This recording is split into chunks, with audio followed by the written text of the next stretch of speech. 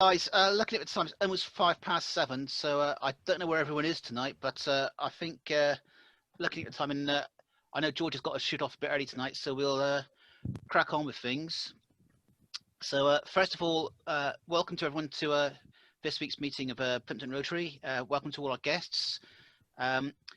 Apologies, I've had apologies from David Farnham, Wynne, and Janet, club members wise, and Deborah, who's been visiting the last few weeks. She's just sent me her apologies as well.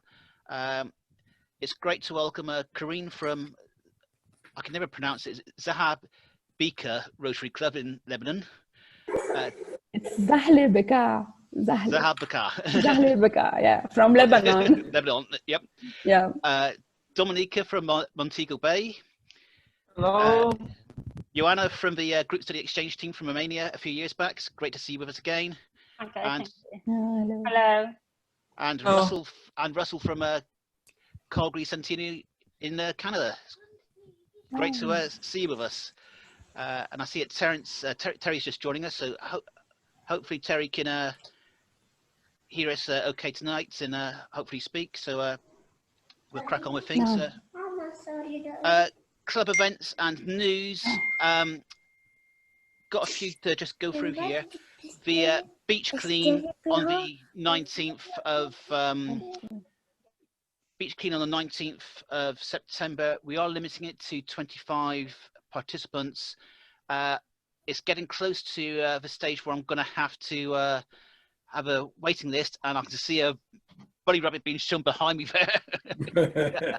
Cheers, Mel. That's because I didn't say hello to Mel before in the welcome. Yeah, so for beach clean, we're limiting it to 25 participants. There are still a few club members who haven't responded to me one way or another. So those club members here tonight, if you've not replied, to let me know with a yes or no for the beach clean, if you can let me know. The great thing is, on some of the visits I've made in the last week, which I'll come on to in a minute, I know down in Montego Bay, Niagara Falls, and there's one other club visit I've done this week, and I can't remember which one it was now. I think it's St Martin. They're doing beach cleans as well on the same day as us. Or Niagara Falls. I'm going to look into it now after I spoke to them today. So what I'm going to try and do in that respect is maybe not create a brand new Facebook page, but maybe a shared photo album for all the clubs who are taking part, and see if we can get clubs from around the world who are doing beach cleans on that day, because it is part of an international campaign throughout that week.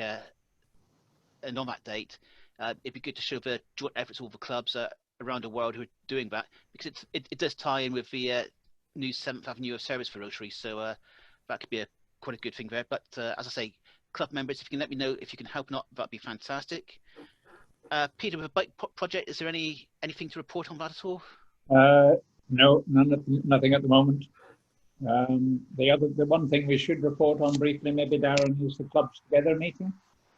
Sorry, for clubs? The meeting of Clubs Together. I was going to come on to that towards the end of the club event, so okay. I'll pass it on to you in a second on that one.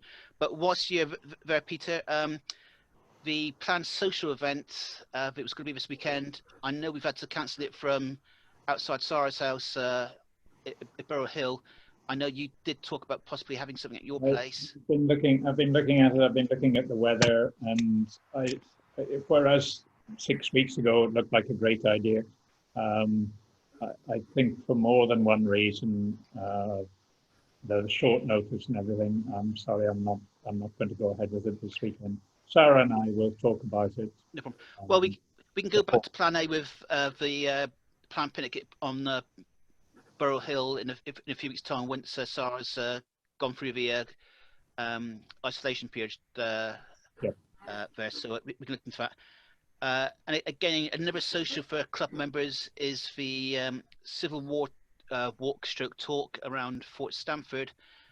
Again, not every club member has replied to me on the WhatsApp group regarding that. So again, if you could let me know, guys, whether you'd be up for that at all or not, that'd be fantastic.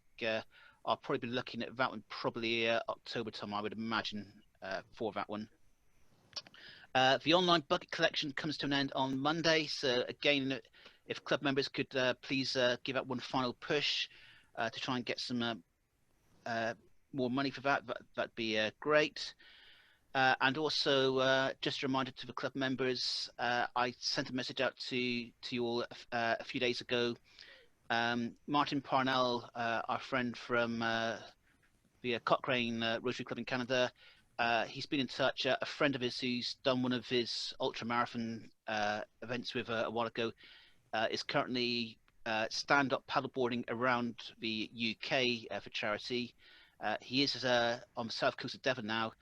Martin has asked if Rotarians in our district could possibly look to put this guy up. As I put in the email, I appreciate with the COVID situations, we may not be, most of us probably wouldn't be willing to put him up inside the house, but maybe pitch a tent up or something like that in the back garden or something. So if anyone does feel able to help with that, that would be much appreciated. I sent a message to him and to his organizer and said that it was possible that I'd be able to help here. I think he may have had more than one offer in Plymouth, and the wind's quite strong in the west, so it might be a while before he gets here. Yeah, that's fantastic, Peter. That is much appreciated. So thank you ever so much for that. That's brilliant. Clubs together. Do you want to mention a few bits about that, Peter? Yeah, there were 10 people at the last meeting, and I think it was 7 clubs represented, which is pretty good. The Southwest Coast Path Plan is being organised by Kingsbridge Club, but will be kept in touch. Plymouth Centenary Club, apparently the world is covered with clubs called the Rotary Club of Plymouth, and they're going to make some sort of event in February to celebrate that. They were chartered, unbelievably, they were chartered on the 21st of December, 100 years ago. Imagine trying to do a charter about 4 days short of Christmas. Christmas must have been different in those days. And we talked about getting young members in. Simon Carter, who chairs the group, had a nice phrase, which is that young people like to meet less and do more. And we're going to look for ways of involving young people more. Our next meeting isn't until later in September, but we've begun already to consider a way of involving them in some of the very good speakers that Darren gets for the club, so that we might have a sort of joint meeting of some sort with other things for that.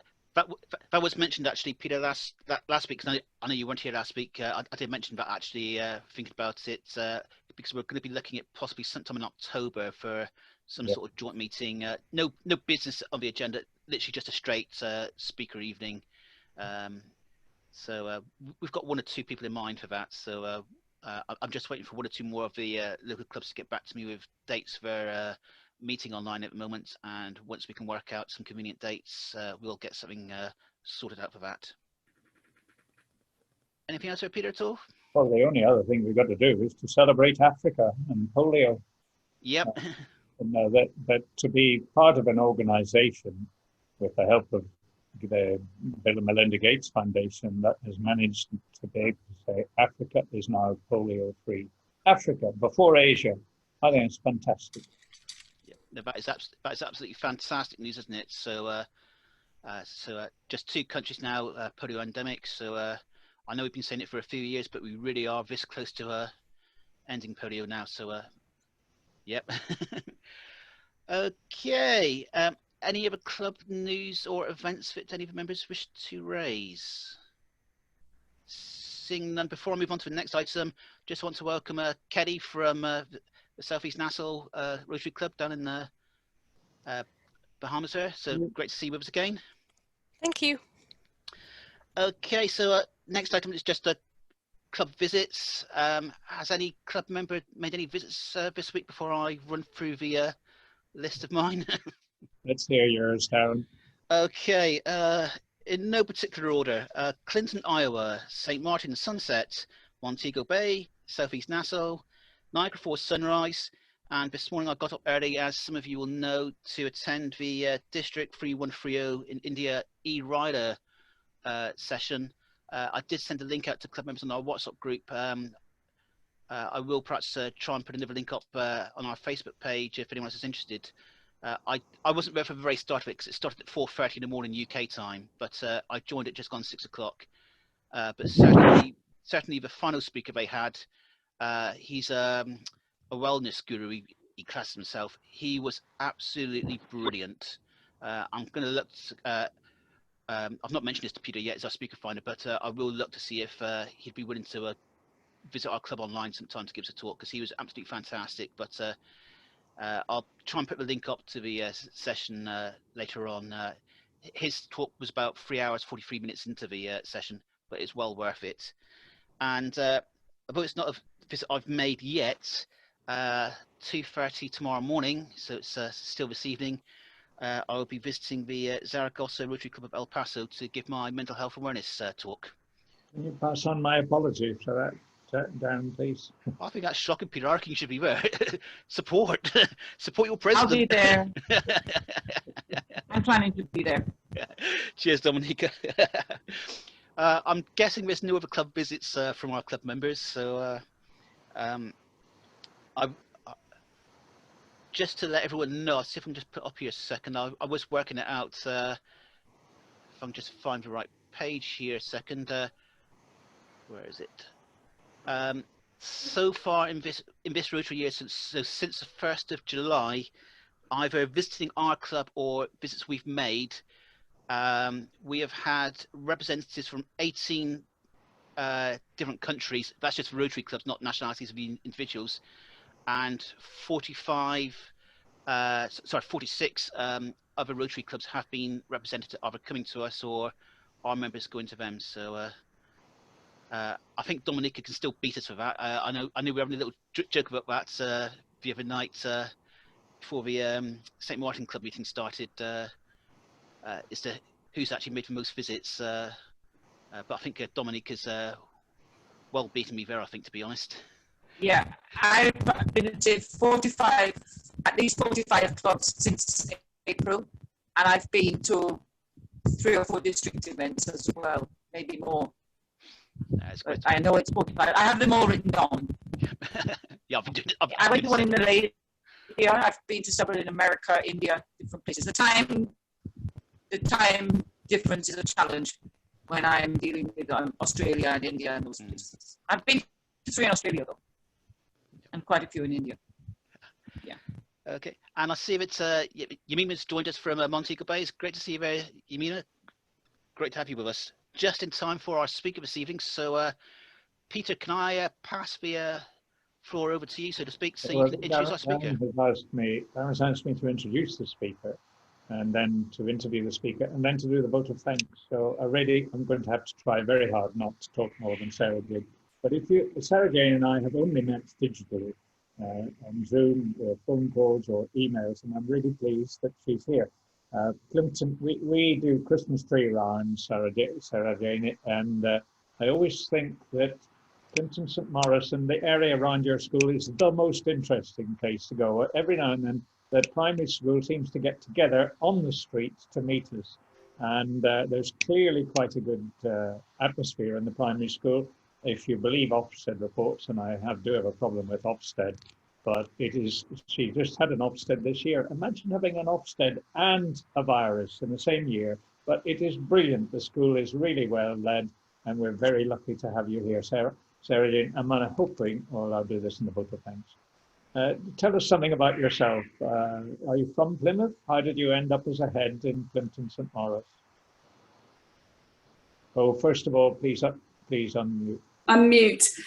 Hi, thank you. Well, first of all, thank you for inviting me. I'm Sarah-Jane Tustain, and as you say, Peter, I'm head teacher of Plympton St Maurice Primary. I've been there for 9 years, which is incredible, and actually I feel really privileged to have that position.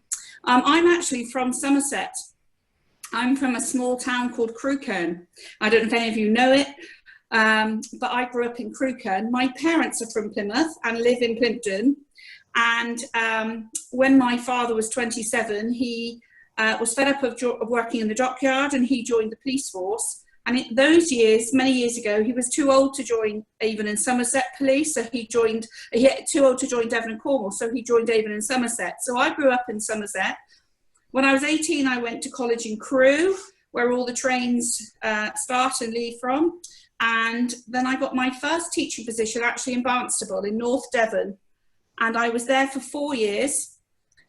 And I was only intending to be there for a year, but enjoyed it very much. And then after 4 years, I actually did an exchange to Boston in America.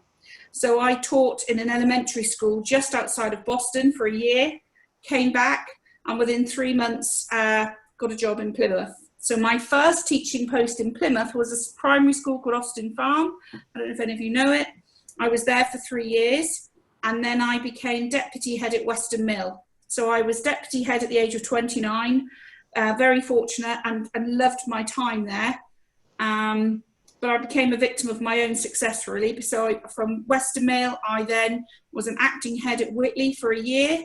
Whitley Primary School was going through a federation with joining in a big campus with Sir John Hunt, the secondary school, and Woodlands Special School. So I was there for a year.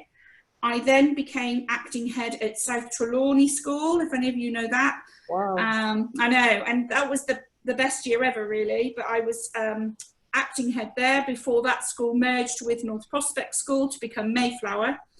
I then went to work for the local authority for a year as a consultant, a school improvement consultant. I then went back to Weston Mill, and then I went back and got my job at St Maurice, and not looked back, really. So I absolutely love it. It's just, I'd say it's the best job in the world, but incredibly challenging this year. So, yeah. Tell us something about the school. Forget 2020. Tell us. Yes, I mean, when I came, I started in September 2011. We had 163 children on roll, and we were in challenging times. I had 8 teachers. I had 14 teaching assistants. I had essentially £3,000 in the budget, and it was very lean times indeed. We were due Ofsted then, and we had a lot of work to do. But we improved the school and made a few changes, and we were Ofsteded in May 2012 and got a good. And slowly our numbers have been rising. So we've now got just over 200 children on roll. Wow. I've only got 7 teaching assistants, but I have 7 teachers. So roughly 7 classes, 7 teachers, teaching assistant in each. And I've had the most remarkable staff. I mean, they are just so passionate, so committed to the children. Yes, feel very blessed. I saw that in your end of term letter at the end of the July term, and the year 6s had come back. Yeah. It starts out, I mean, it's a wonderful letter. It starts out. It was a really, really challenging time. And, you know, on the news, it's been very much, you know, schools have shut. We didn't shut. We were open. We were open every day, actually, every day at Easter, every day half term, in May half term. And we provided, we called it EduCare, but essentially education and childcare for key workers. So those were children of police and nurses. And actually it was a very highly anxious time for my staff, because we have a lot of nurses, children, and we were very aware that those nurses, those parents were going to work every day on the front line, and we have their children in our school. So there was a lot of anxiety about that. And what we did is we put everybody on a rota. So they were 2 days in school, and then they had 2 days at 2 weeks at home.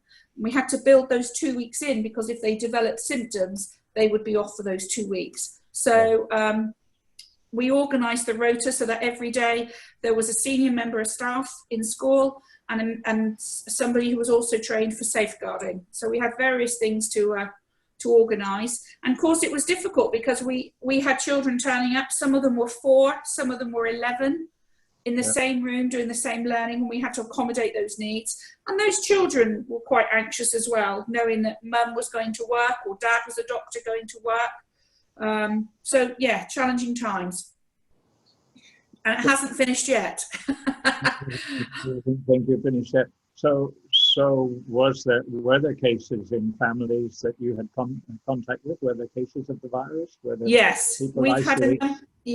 had a number of parents who have had COVID-19 and have been brilliant, I have to say, supported their children brilliantly.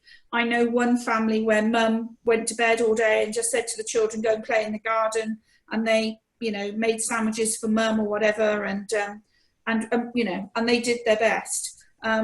We contacted every family every week.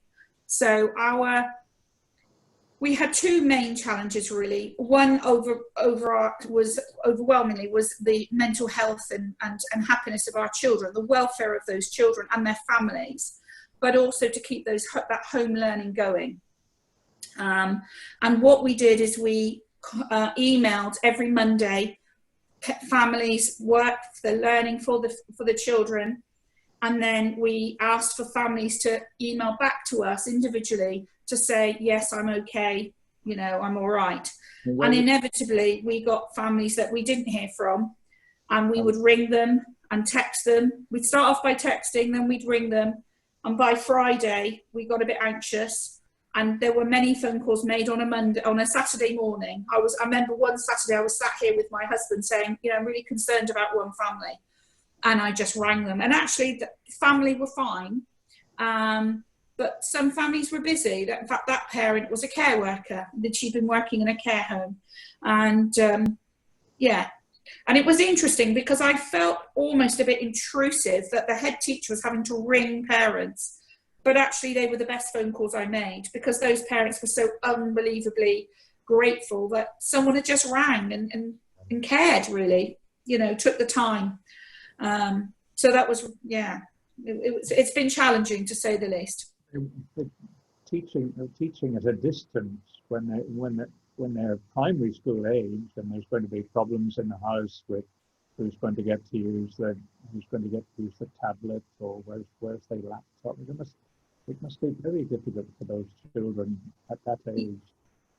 Absolutely, yes. And we explored being able to lend children some equipment for home, from school to home, and it wasn't possible, essentially, because of parents having to agree to have cover for having home insurance, and if the equipment got damaged, etc., etc.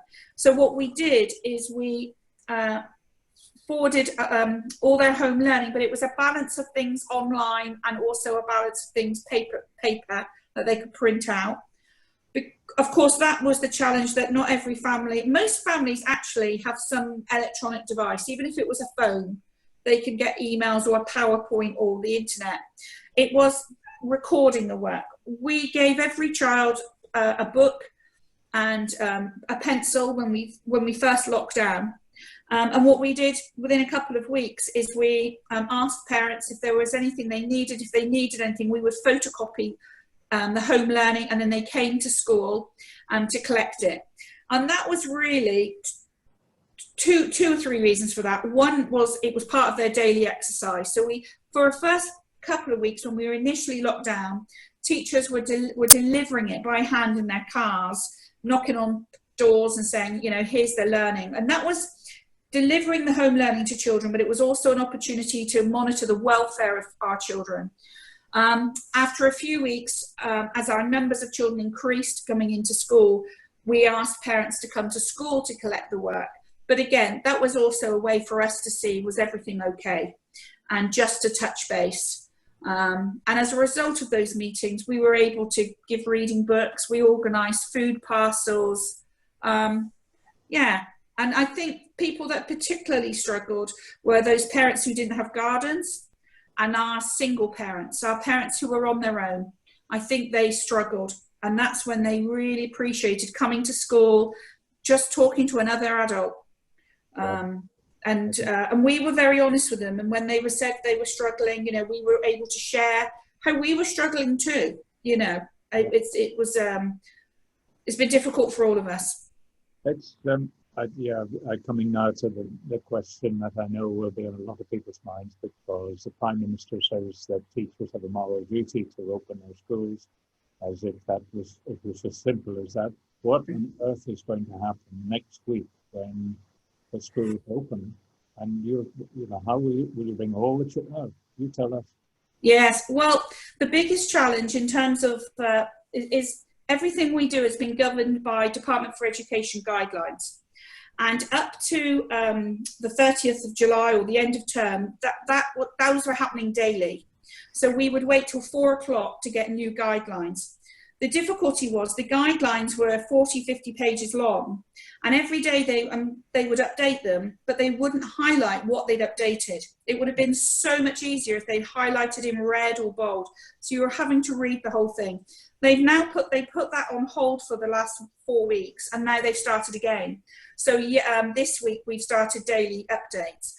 Back in July, and back when we were locked down, the other difficulty was they would release a guideline at 4 o'clock, and then at 4:30 they'd be on the BBC telling us something different. And that was really frustrating. And we found ourselves leaving school to get home to watch the daily update because it was different than what you were receiving by email. And an example of that was a Sunday night, Gavin Williamson, our education secretary, announced that children who didn't have computers would be having laptops. And on Monday morning, I know a number of parents from across the city contacted the local authority saying, "Where's my child's laptop?" And actually, the first we were hearing of it was on the television that night before, just like parents.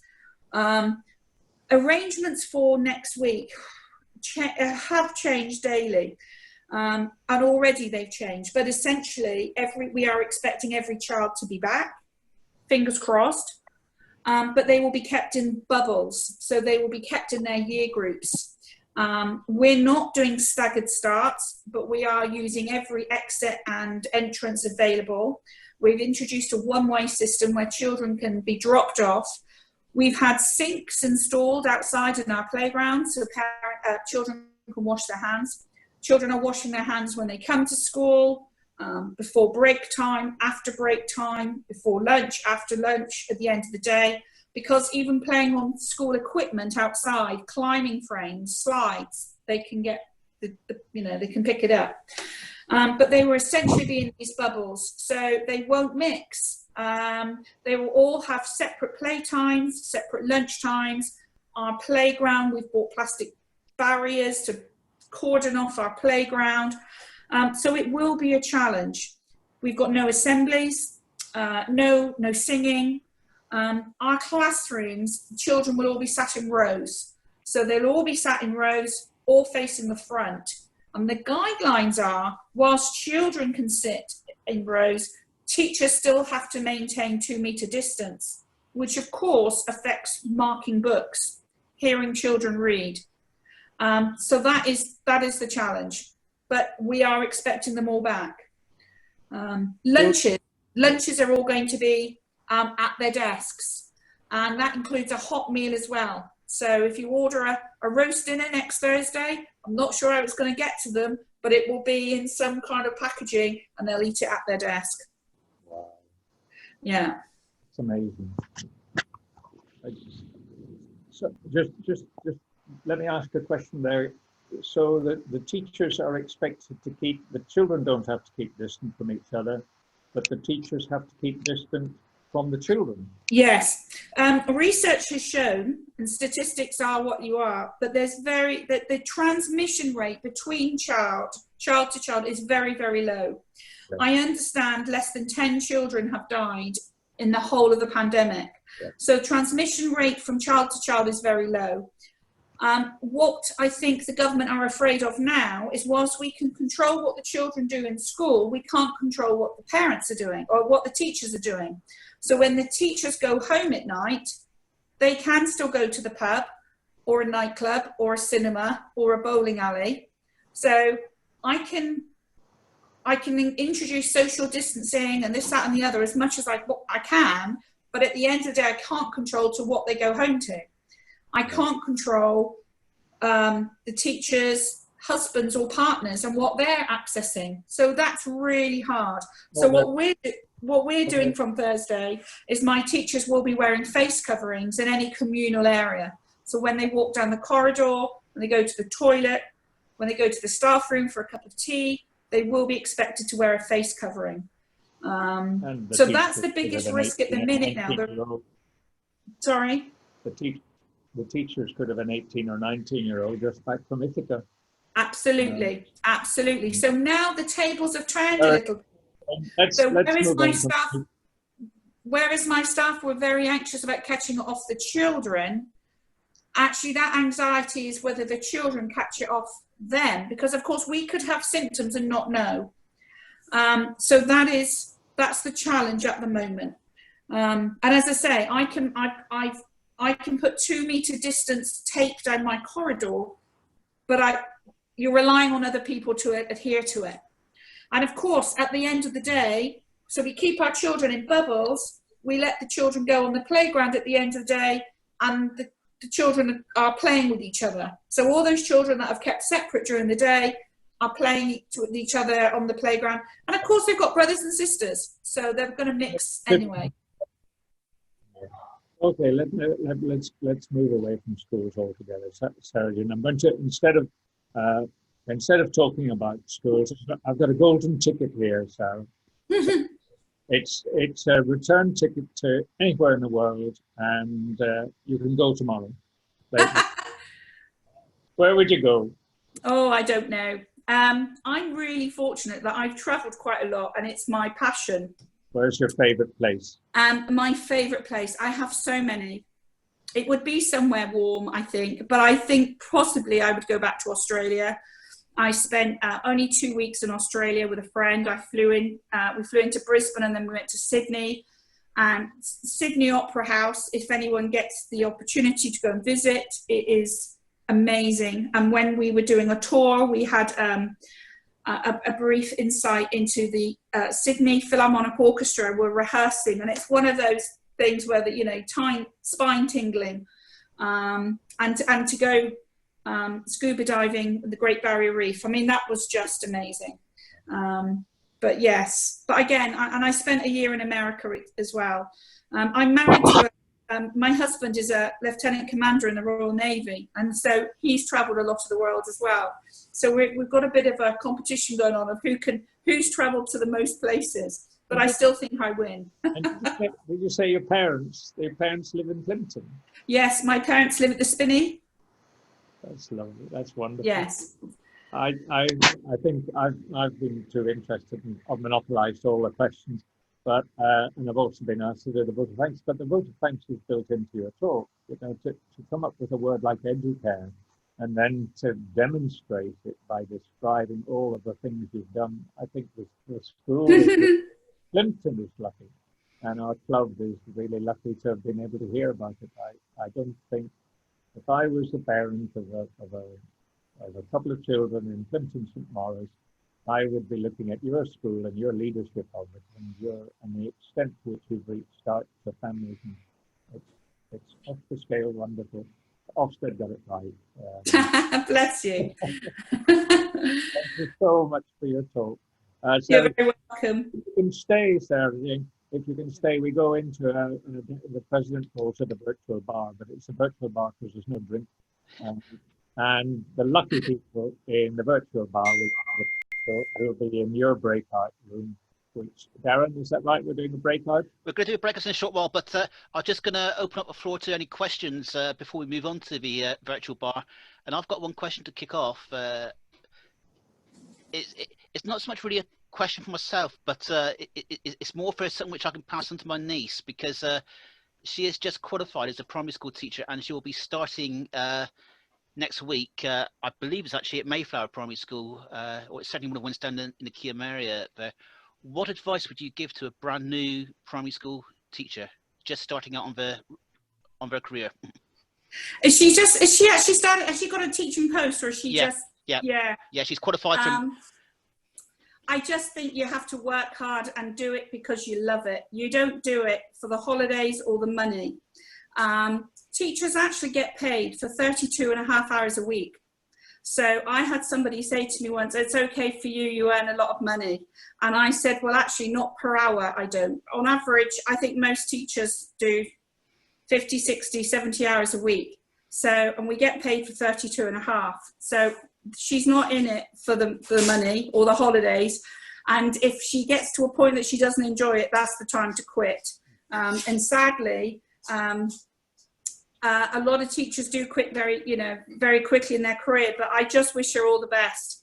And it is the best job in the world. I've been doing it for 30 years, and I'm still excited to go back next week. It's something she's wanted to do for years, so it's definitely her vocation, I think. So yeah, and she will love it. Yeah. Okay. Any other questions from the floor at all? Yeah, Kelly, if you want to unmute yourself there. Hey, good evening. Yeah, I have a question. From your perspective, what do you feel that the kids are getting out of this, like the positives as well as the negatives from everything that's going on around? Like as a teacher and as a parent as well, I'm kind of interested in your perspective. Sure. I think the positive has been actually spending time with families. And a lot of parents have said to me, it's been great spending time with the children. And they've actually, a lot of parents have said, we've got a new appreciation for how difficult teaching is.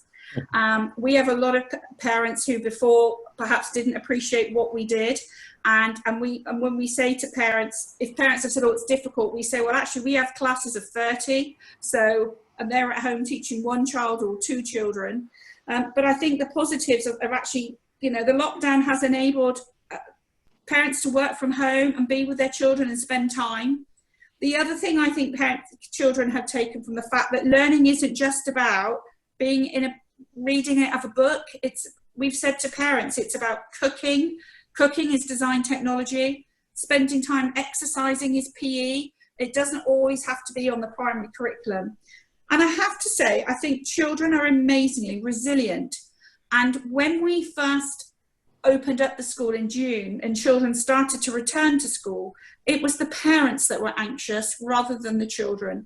Essentially, the children wanted to come back to school. They wanted to see their friends.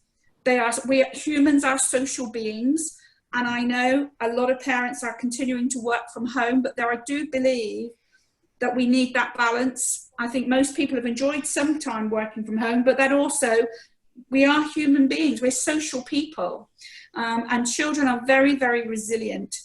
And I think this has built their resilience. Okay. Any other questions? Seeing none, Sarah, I'd just like to reiterate what Peter said just now in his vote of thanks. Thank you ever so much for joining us tonight and giving us insight there. Certainly, we've built up a good link with a number of schools in the Plympton area, so hopefully we can build on this and develop this moving ahead. So thank you ever so much for your time today. And if I could ask members to show their appreciation in the usual way. You're very welcome. Okay, before we move on to the virtual bar, welcome to Michelle, who's joined us a bit later. Great you can make it. So sorry. Hopefully she won't mind me mentioning this, but she has recently just moved house, so hope house move has gone okay. So it's great to have you with us.